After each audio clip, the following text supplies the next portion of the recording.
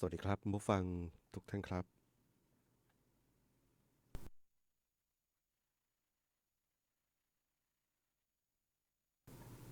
สวัสดีครับผู้ฟังทุกท่านครับพบกับรายการรักสิ่งแวดล้อมทางสวทแพร่ FM 91เมกะเฮิรตซ์ครับเช้าวันพฤหัสบดีที่18ธันวาคม2568อยู่กับผมแสวงเป้าเพชรเป็นผู้ดำเนินรายการครับกลับมาพบกับท่านผู้ฟังกันเหมือนเช่นเคยครับนะเริ่มต้นกันในช่วงเช้าๆของการทำงานครับนะสำหรับวันในช่วงสัปดาห์ใกล้สิ้นปีนะปี2568ครับนะก็ยังคงกลับมาทำหน้าที่กันเหมือนเดิมนะครับนะผ่านพ้นครึ่งเดือนไปเนาะแล้วก็ใกล้สิ้นปีอีกสัปดาห์กว่าๆนะก็จะสิ้นปี2568นะครับนะท่ามกลางบรรยากาศภัยนะภัยสงครามเลยเนาะทางด้านทิศตะวันออกนะครับกัมพูชานะใครที่ติดตามข่าวสารนะก็ยังบอกว่าวีแววของเอประเทศที่ลุกลานเรานะครับนะยังไม่มีวีแววว่าจะขอเจรจาสงบศึกนะยังยิงทำลายนะไม่ใช่เฉพาะทางทหารเนาะเมื่อเช้าดูข่าวนะครับนะยิงเข้ามาเป็นหลักร้อยลูกเนาะยิงเข้าไปโดนเลือกส่วนที่สวนไร่นาต่างๆนะของเกษตรกรนะครับนะแล้วก็การถล่มฐานการถล่มจุดที่ฐานไทยเรายึดได้ต่างๆนะครับนะก็ปรากฏออกมาให้เห็นให้เป็นข่าวนะครับนะก็ต้องบอกเป็นอีกวันหนึ่งเนาะที่สถานการณ์ต่างๆนะครับยังคงตึงเครียดอยู่เนาะถึงแม้บางจุดจะมีขณะเป็นคลี่คลายไปแล้วนะการตัดกำลังของข้าศึกนะต้องใช้คำว่าข้าศึกได้แล้วเนาะเพราะทุกสิ่งทุกอย่างดูแล้วจะยังคงมีต่อไปนะถึงแม้จะมีเขาบอกคงอีกไม่นานเนาะนะว่าอย่างนั้นบอกว่าอีกไม่นานก็น่าจะ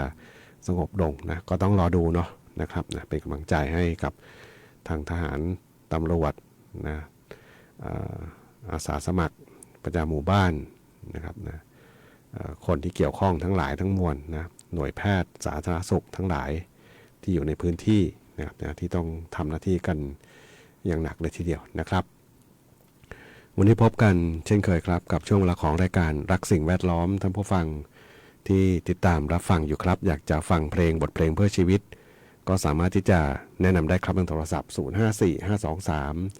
516ครับนะแฟนเพจก็พิมพ์คอมเมนต์ไว้แล้วกับช่วงเวลาของรายการรักสิ่งแวดล้อมครับ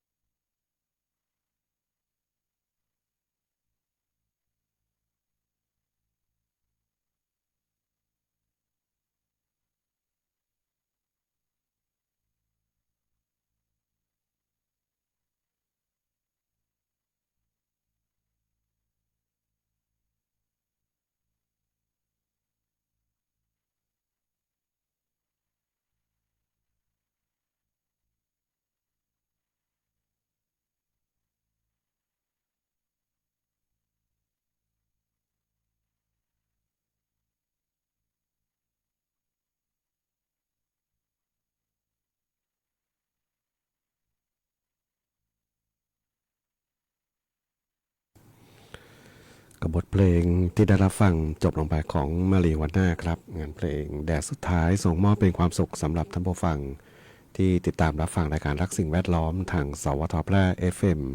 91 เมกะเฮิรตซ์ครับนะซึ่งคุณผู้ฟังนั้นสามารถที่จะรับฟังได้ทุกวันจันทร์จนถึงวันศุกร์ครับหลังจากรับฟังข่าว 9 นาฬิกาถึงเวลา 10 นาฬิกาครับนะช่วงนี้เรื่องของข้อมูลข่าวสารต่างๆไม่ว่าจะเป็นสื่อทางทีวีทางสื่อออนไลน์นะพื้นที่สื่อนี้ก็จะมุ่งไปทางเหตุที่เกิดขึ้นชายแดนเหตุการณ์สู้รบกันนะระหว่างผู้ที่ลุกรานประเทศไทยนะถ้าดูดีๆนี่หลายจุดเลยเนาะนะครับ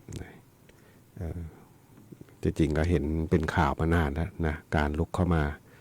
แต่ว่านะเงื่อนไขก็คือมันเหมือนกับเราต้องอยู่เพียงแค่ป้องกันตัวเองนะเราแค่สายตาคนอื่นมากไปหรือเปล่าเนาะนะครับนะก็ทำให้ข่าวสารต่างๆเนี่ยนะที่เราเห็นอยู่เนาะก็เป็นข่าวการสู้รบซะเยอะนะเปิดถ้าไม่พิมพ์หาอย่างอื่นเลยเนี่ยถ้าไม่เจอข่าวอื่นเลยเนาะพอดีนะนึกถึงช่วงปีใหม่เนาะใกล้ปีใหม่ละนะครับใกล้ส่งท้ายปีเก่าต้อนรับปีใหม่นะคริสต์มาสก็มาก่อนเนาะคริสต์มาสนี่วันที่เท่าไหร่25เนาะ25นะครับนะแล้วก็วันสิ้นปี31นี่วันพุธหน้า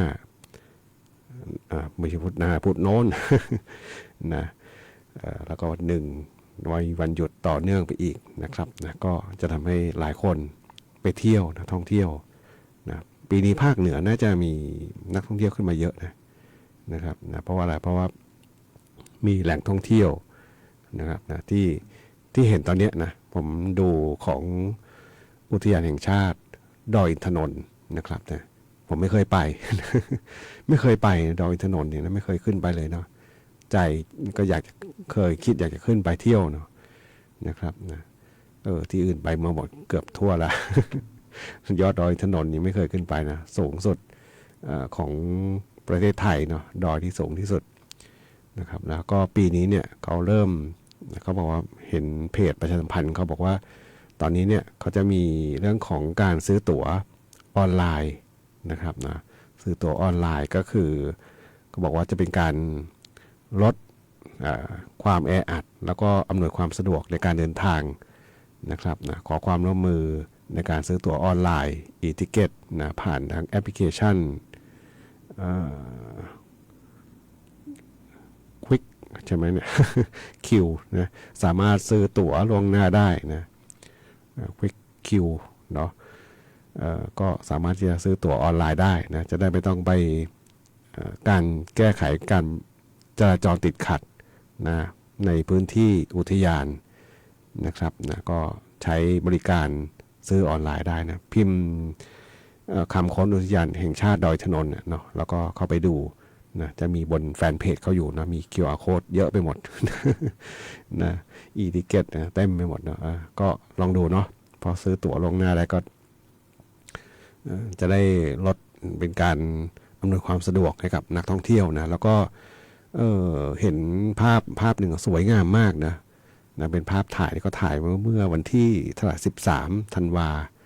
นะบอกว่านางพญาเสือโคร่งนะที่อุทยานโครงการอนุรักษ์พันธุ์กล้วยไม้รองเท้านาลีอินทนนท์นะดอยอินทนนท์เนี่ยเริ่มบานแล้วนะครับนะเป็นโครงการกล้วยไม้รองเท้านาลีดอยอินทนนท์นะสวยงามนะแต่ภาพมันจะเป็นน่าจะเป็นหมอกมากเลยนะขาวไปหมดเนาะเป็นแบ็กกราวด์ที่เป็นพื้นขาวๆไปเลยเนาะก็น่าจะเป็นบรรยากาศที่สวยงามเนาะใครที่อยากจะไปเที่ยวนะภาคเหนือตอนนี้ต้องบอกเป็นพื้นที่ที่น่าท่องเที่ยวที่สุดแหละเนาะเพราะว่ายังมีความชื้นอยู่สูงเนาะแต่หลังปีใหม่ไปแล้วนะก็จะเหลือแต่ความคือถ้ามีอากาศเย็นมามันก็จะเย็นแต่ว่ามันจะแห้งมากขึ้นนะพอแห้งมากเข้าเนี่ยนะความงามต่างๆของธรรมชาติก็จะลดลงเนาะสีเขียวสีดอกไม้ต่างๆมันจะไม่ค่อยสดชื่นเนาะพอไม่มีละอองน้ำนะซึ่งเป็นตัวขับสีออกมานะครับนะเพราะละอองน้ำนี่เป็นลักษณะของ อะไรเลนโนนเนาะเลนโนนก็คือเป็นลักษณะทำให้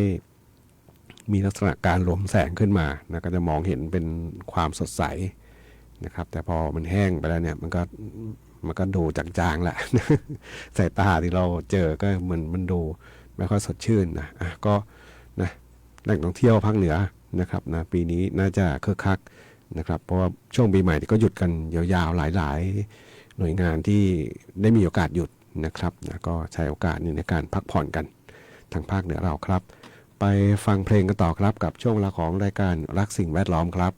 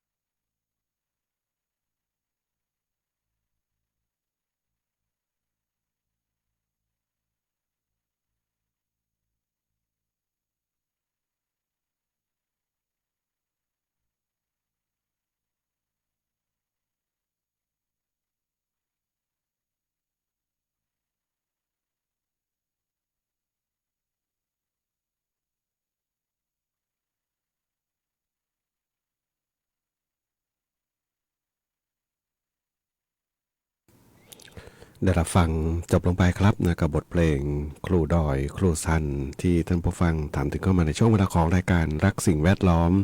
ทางสวทแพร่ FM 91 เมกะเฮิรตซ์ครับวันพฤหัสบดีที่ 18 ธันวาคม 2568 ครับนะใกล้สิ้นปีนะปี 2568 บางคนบอกเหมือนเวลามันวิ่งเลย เร็วมากนะแป๊บเดียวก็จะสิ้นปีแล้วเนาะนะครับนะโดยเฉพาะ